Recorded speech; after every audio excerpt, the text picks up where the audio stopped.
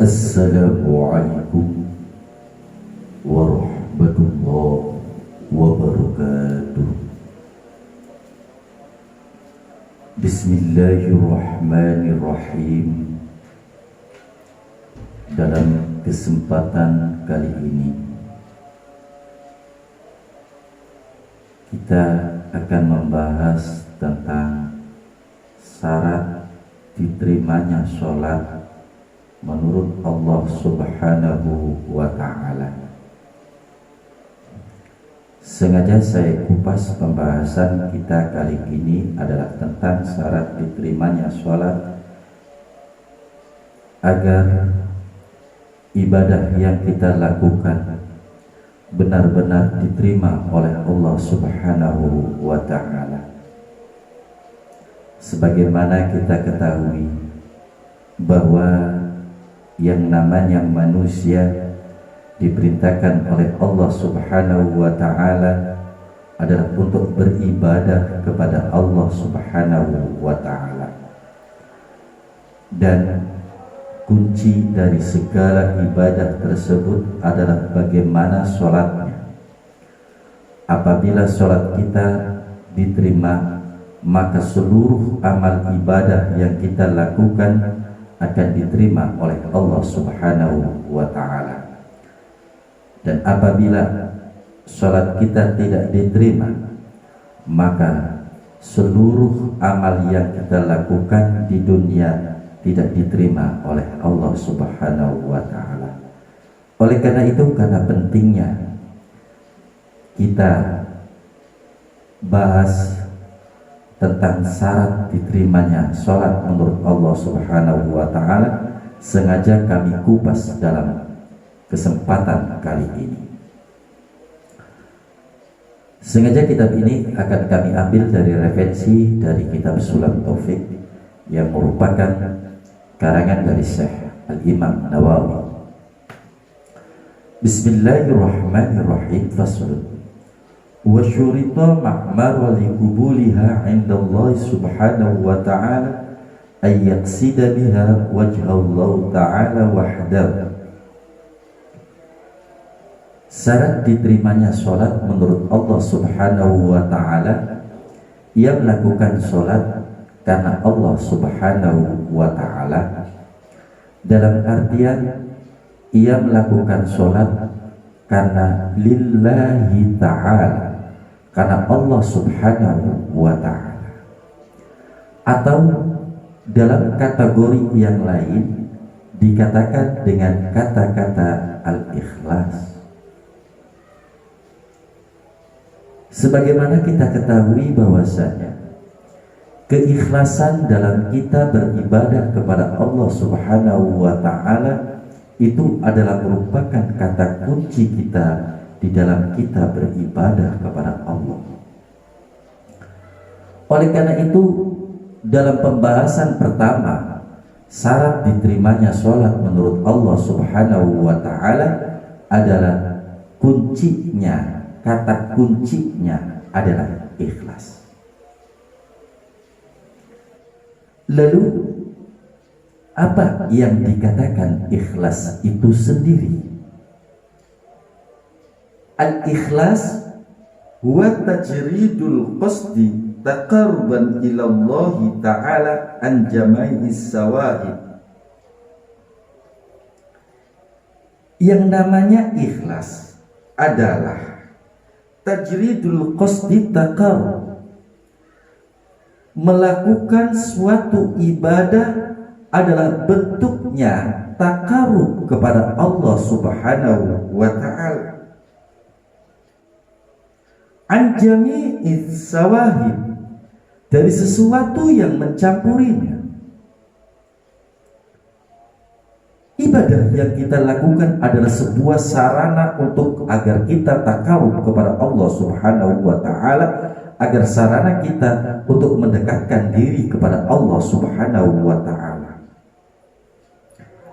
Ketika kita melakukan sebuah sholat kita niatkan adalah sebagai sarana untuk mendekatkan diri kepada Allah Subhanahu wa Ta'ala, maka bentuk amalan ibadah yang kita lakukan ini adalah masuk dalam kategori ikhlas. Sebagaimana kita ketahui bahwa ibadah adalah sebuah sarana untuk kita mendekatkan diri kepada Allah Subhanahu wa Ta'ala. Sebagaimana kita ketahui bahwa Allah itu berada di sangkaan hambanya. Ketika hambanya mengatakan bahwasanya Allah itu dekat, maka Allah lebih dekat dengan kita. Bentuk kedekatan Allah dengan kita adalah kita selalu mendapatkan rahmat Allah Subhanahu wa Ta'ala. Adalah sebagai bentuk bahwasanya Allah itu dekat dengan kita. Sehingga ketika rahmat Allah itu sudah berada dalam diri kita, maka perilaku yang kita lakukan adalah husnul khuluq, adalah bagaimana kita baik akhlaknya. Kedekatan kita dengan Allah Subhanahu wa Ta'ala yang menyebabkan kita mempunyai husnul khuluq, akhlak yang baik. Ma'asyiral muslimin rahimakumullah.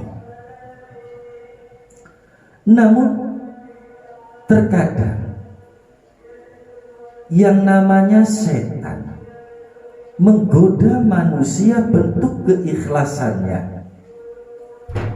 Kadang-kadang ketika orang itu rajin beribadah kepada Allah Subhanahu wa Ta'ala,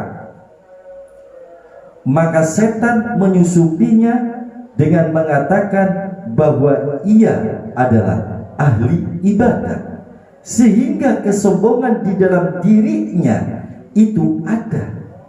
Ketika kesombongan dalam dirinya itu ada, dia merasa bahwasanya dia adalah ahli ibadah, maka ibadah yang ia lakukan tidak masuk dalam kategori ikhlas. Karena yang namanya ikhlas, al-ikhlasu huwa tajridud qasdi taqarruban ila Allah Ta'ala anis sawahib. Yang namanya ikhlas adalah upaya mendekatkan diri kepada Allah Subhanahu wa Ta'ala tanpa dicampuri oleh perasaan-perasaan yang lain.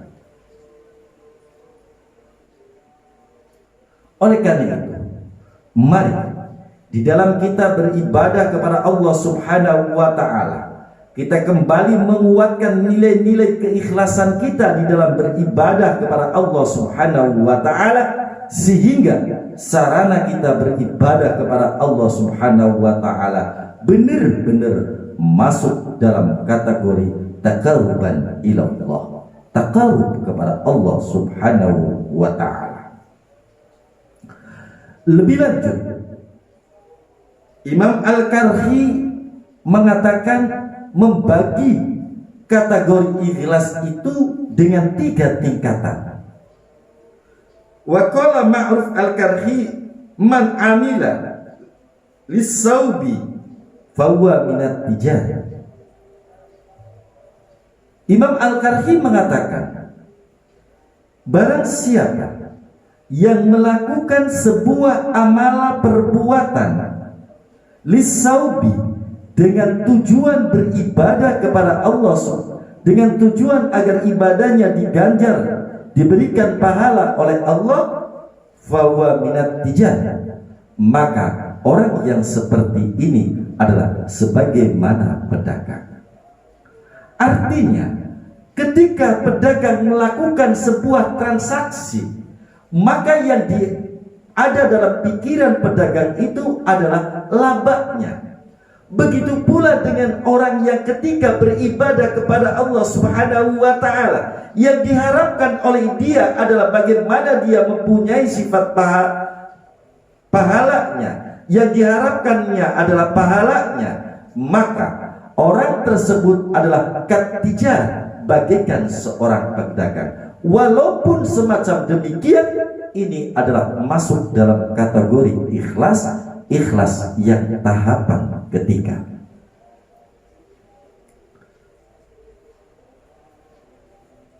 Ikhlas yang kedua menurut Imam Al-Karhi adalah wa man amila khaufan minan nar fa huwa minal adil. Sedangkan ketika orang itu melaksanakan sebuah ibadah kepada Allah Subhanahu wa ta'ala, ketika dia beribadah kepada Allah Subhanahu wa ta'ala dilandasi dengan khaufan, rasa takut kita kepada Allah Subhanahu wa ta'ala, maka orang yang demikian ini adalah merupakan hamba-hamba Allah Subhanahu wa ta'ala. Sebagaimana kita ketahui bahwasanya ciri daripada orang yang takwa adalah maqamul khauf, rasa ketakutan dalam dirinya apabila dia melakukan sebuah larangan-larangan yang dilakukan oleh dirinya, maka siksa Allah yang ia akan terima. Ketika terus membina seperti ini, akhirnya dia berusaha bagaimana caranya agar ia takarub kepada Allah Subhanahu wa ta'ala. Sedangkan lebih lanjut, Imam Karhi mengatakan bahwa yang namanya sejatinya ikhlas adalah waman amila fawa minal faman amila lillah fawa minal ahram.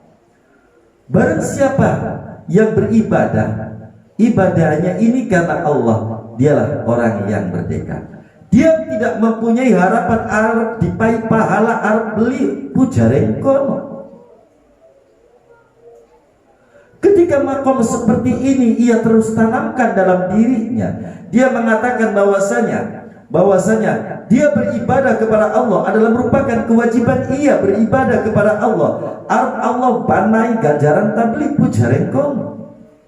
Orang seperti inilah adalah benar-benar dikatakan masuk dalam kategori ikhlas yang takarub ilallah, takarub kepada Allah Subhanahu wa ta'ala. Bertakarub kepada Allah Subhanahu wa ta'ala adalah selalu menanamkan di dalam ia beribadah kepada Allah adalah dia mempunyai prinsip lillahi ta'ala, dia mempunyai prinsip karena Allah Subhanahu wa ta'ala.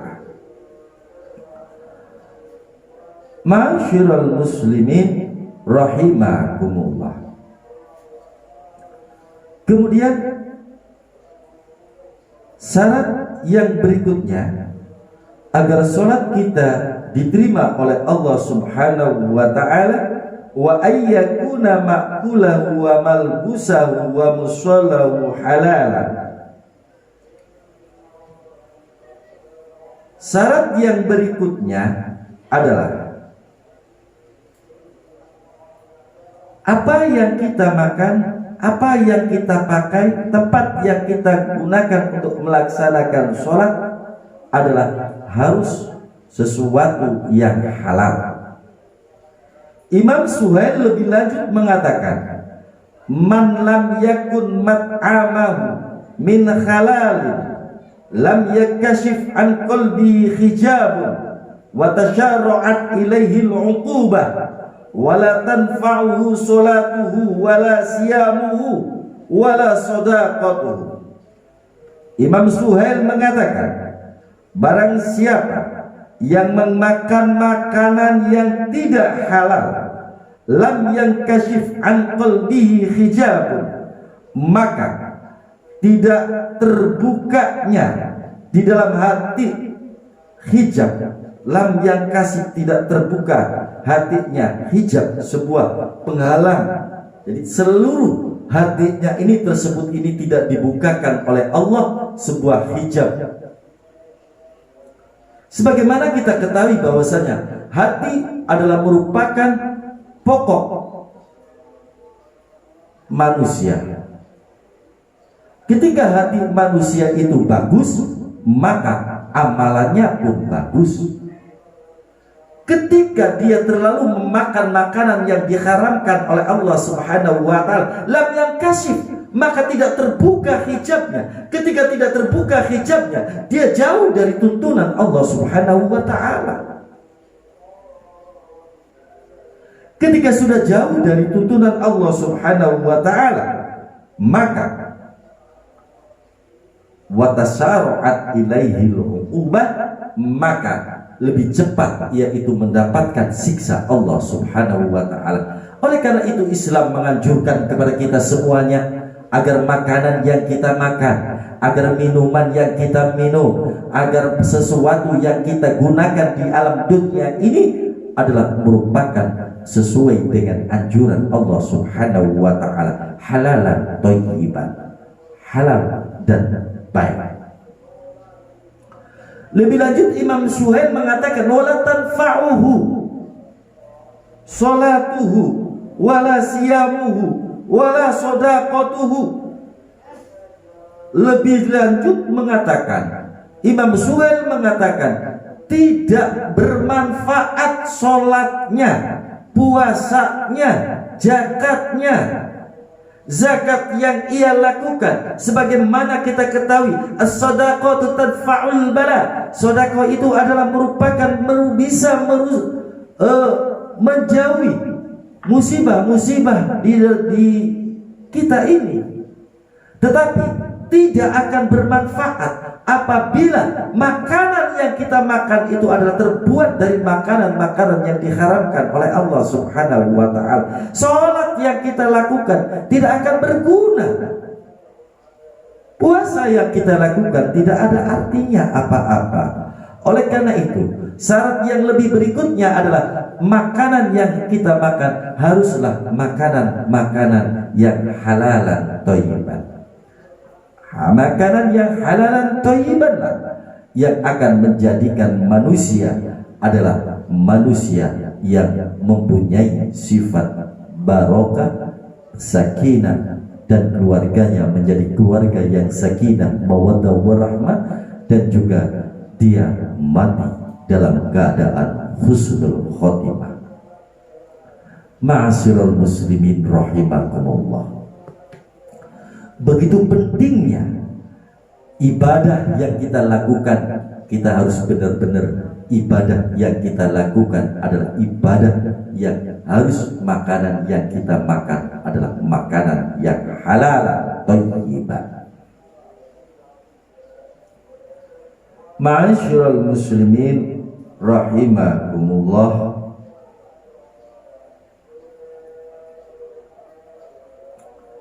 Lebih lanjut, ketika orang itu memakan makanan yang haram, maka ibadahnya pun malas. Ibadahnya malas, gak terginas. Itulah efek dari makanan yang diharamkan oleh Allah Subhanahu wa ta'ala. Mudah-mudahan kita dijauhi dari makanan-makanan yang diharamkan oleh Allah Subhanahu wa ta'ala. Syarat yang berikutnya agar sholat kita diterima oleh Allah Subhanahu wa ta'ala, wa ayyahdura qalbuhu fiha. Kita menghadirkan hati kita, kita ingat bahwasanya kita berada di dalam sholat.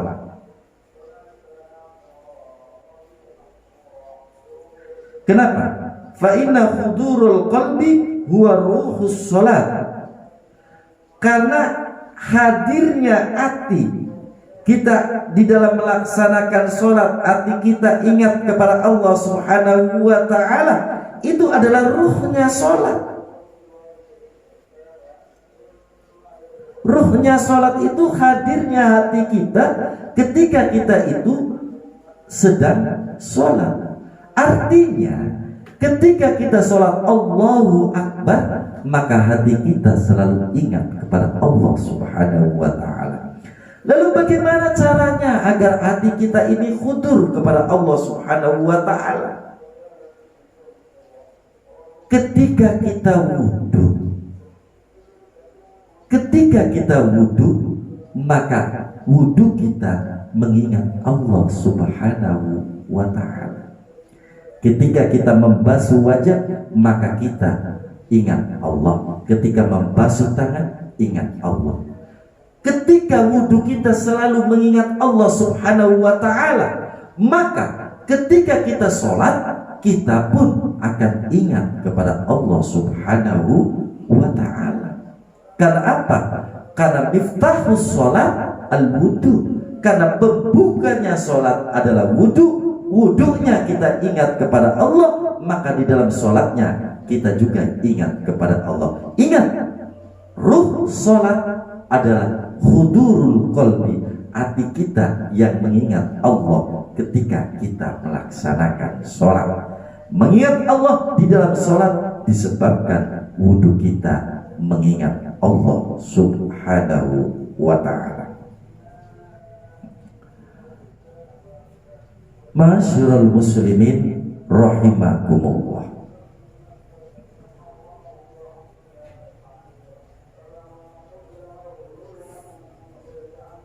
Falaysa lahu min sholatihi illa ma qala minha. Oleh karena itu di dalam sholat kita apa yang berada di dalam akal kita. Bagaimana agar akal kita ini selalu ingat bahwasanya kita itu dalam keadaan sholat? Ya maka kita harus sering-sering mengingat Allah Subhanahu wa ta'ala. Baik kita itu di waktu kita duduk, di waktu kita berdiri, kita yang diingat adalah Allah Subhanahu wa ta'ala. Yang terakhir adalah wa alla ta'juba biha. Kita tidak boleh membangga-banggakan bahwasanya kita adalah orang yang ahli ibadah. Kita adalah makhluk Allah yang sangat lemah. Ibadah kita karena hidayah oleh Allah Subhanahu wa ta'ala. Buat apa kita menyombongkan, membanggakan amal-amalan kita? Amalan yang kita lakukan di dunia ini bukan untuk dibangga-banggakan. Sebab ketika terbesit di dalam diri kita adalah nilai ujub, maka apa yang kita lakukan akan merasa tersia-sia. Kita adalah merasa bahwasanya kita ahli sholat, ahli jamaah, dan kita berhak mendapatkan surga. Itu adalah omongan-omongan orang-orang yang selalu membanggakan amaliyah. Oleh karena itu saudaraku, jauhilah amaliyah ibadah kita dengan sifat ujub, selalu membangga-banggakan diri kita. Semoga Allah Subhanahu wa ta'ala senantiasa memberikan hidayah dan inayahnya, sehingga kita termasuk orang-orang yang sholatnya diterima oleh Allah Subhanahu wa ta'ala. Assalamualaikum warahmatullahi wabarakatuh.